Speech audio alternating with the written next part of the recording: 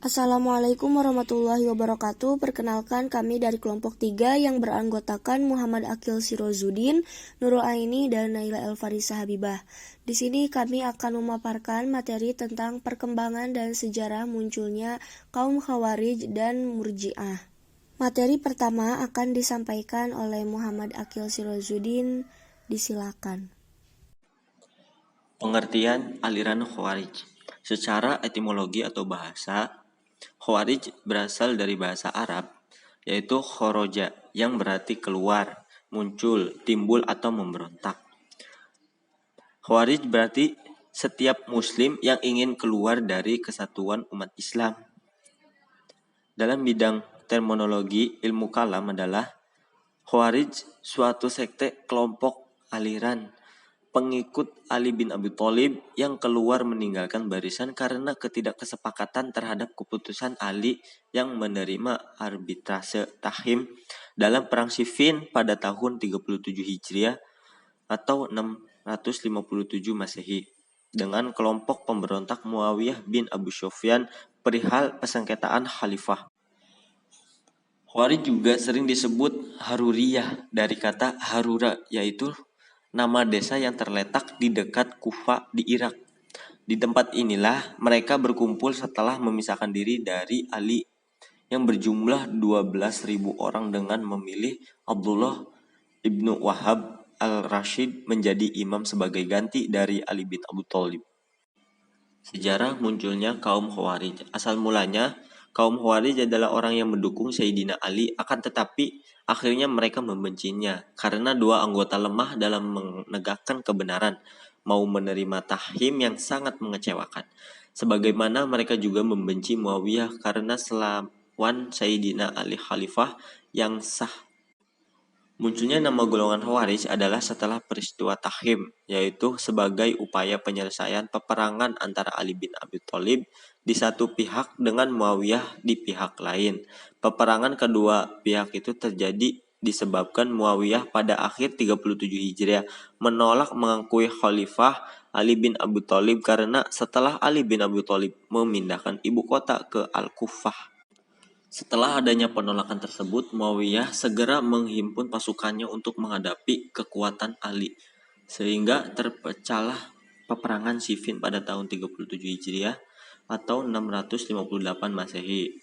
Nah, dalam peperangan ini, tentara Ali di bawah pimpinan Malik al-Ashtar hampir mencapai titik kemenangannya, yaitu tentara Ali dapat mendesak tentara Muawiyah. Dan melihat pasukannya terdesak mundur, Amr bin Asy, panglima tertinggi pasukan Muawiyah, memerintahkan pasukannya mengangkat tinggi-tinggi Al-Quran dengan ujung tombak sambil berkata, Al-Quran yang akan menjadi hakim di antara kita.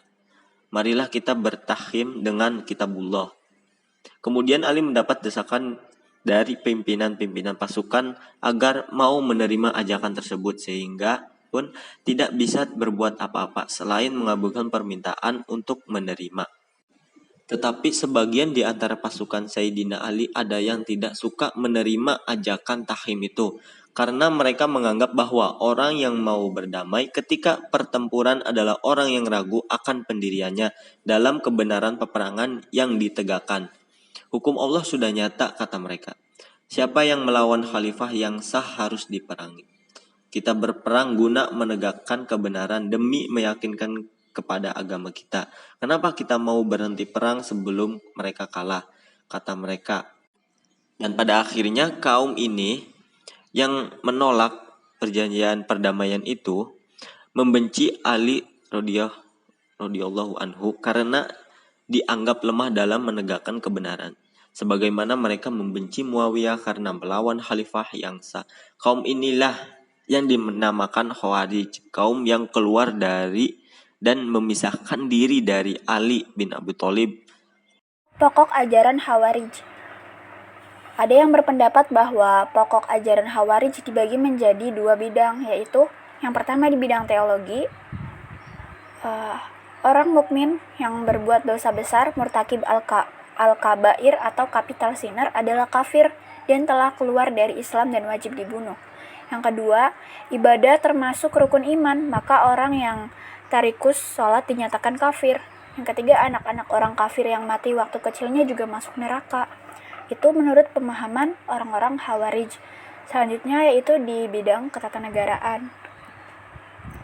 Kaum Khawarij lebih bersifat demokratis karena syarat untuk menjadi pemimpin umat, imam atau khalifah, tidak harus dari ahlul bait Rasulullah dan berbangsa Quraisy.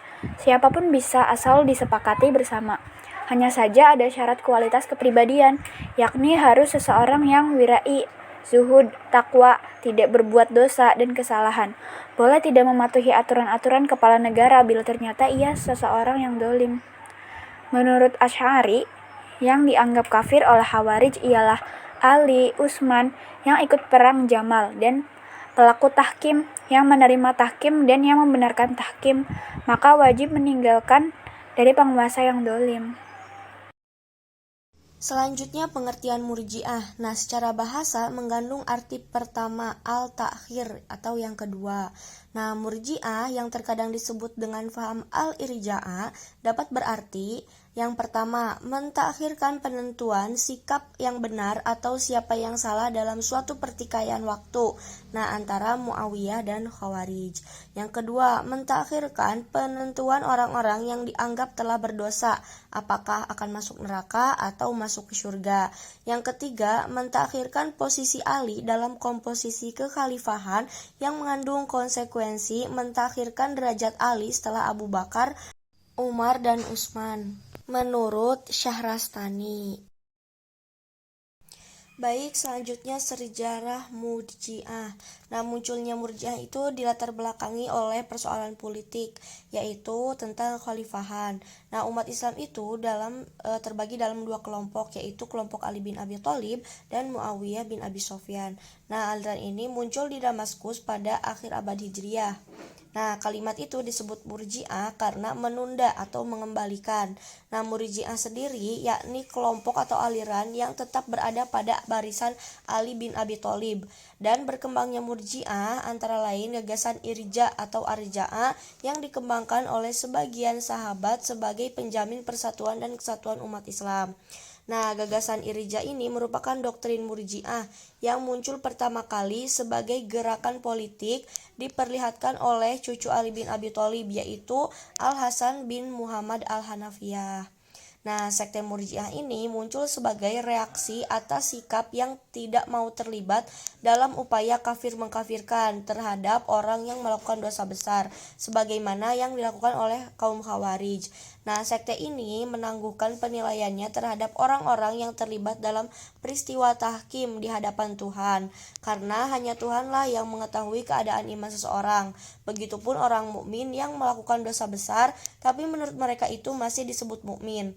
Nah, sekte ini beranggap bahwa berbuat atau melakukan dosa itu tidak bermasalah apabila disertai dengan iman. Nah, seperti halnya melaksanakan sholat tidak berguna apabila disertai dengan kekafiran. Nah, berkembangnya aliran ini, kaum murji'ah itu berpendapat bahwa orang yang melakukan dosa besar itu tidak dapat dikatakan kafir selama ia mengakui Allah sebagai Tuhannya dan Nabi Muhammad sebagai Rasulnya. Nah, ajaran pokok murji'ah itu pada dasarnya bersumber dari gagasan atau doktrin irja atau arja'ah yang diaplikasikan dalam banyak persoalan, baik persoalan politik maupun teknologi. Nah, ada beberapa doktrin pokok ajaran murji'ah. Yang pertama yaitu iman adalah percaya kepada Allah dan Rasulnya saja, sedangkan perbuatan itu tidak merupakan suatu keharusan bagi adanya iman. Nah, jadi amal perbuatan itu bukan merupakan bagian dari iman, sebab keberadaan iman hanya di dalam hati. Meskipun orang melakukan dosa besar, tidak akan terhapus imannya. Semua terserah Allah untuk menentukan hukum-hukumnya.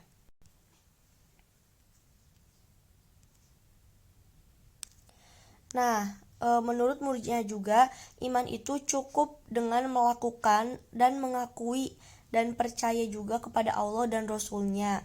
Nah, adapun amal atau perbuatan itu tidak merupakan suatu keharusan bagi adanya iman.